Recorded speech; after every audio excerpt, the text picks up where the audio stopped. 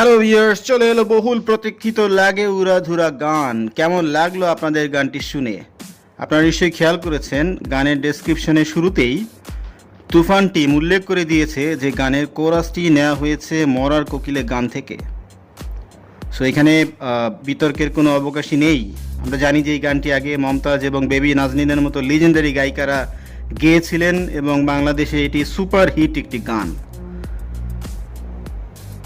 তো এই গানটি কেমন লাগলো সেই বিষয়ে চলে আসি, রিভিউতে চলে আসি। আমরা জানি যে এই ফিল্মটি রায়হান রাফি পরিচালিত এবং গানটির সঙ্গীতায়োজন করেছেন প্রীতম হাসান। শুধু সঙ্গীত আয়োজন বা মিউজিকের কাজটি তিনি করেননি, তিনি কিন্তু গেয়েছেনও। তার সাথে আরও কণ্ঠ দিয়েছেন দেবশ্রী অন্তরা। অসাধারণ গেয়েছেন, আমি বলবো খুবই শ্রুতিমধুর ছিল গানটা। আসলেই একটি ড্যান্স ফ্লোরে কাঁপানো গান, সবার মন জয় করবে কোনো সন্দেহ নেই। আমরা দেখেছি এখানে বেশ কিছু লাইন নতুন সংযোজন করা হয়েছে। আগেই বলেছি যে অনলি কোরাসের পার্টটুকু সুর মরা কোকিলে গান থেকে নেওয়া হয়েছে, কিন্তু নতুন লিরিক্সে রাসেল মাহমুদ এবং শরীফুদ্দিন অসাধারণ কাজ করেছেন। মেগাস্টার শাকিব খান, মিমি চক্রবর্তী এবং প্রীতম হাসান নিজেও কিন্তু অভিনয় করেছেন এই গানে, যেটা খুবই অসাধারণ একটি ব্যাপার ছিল।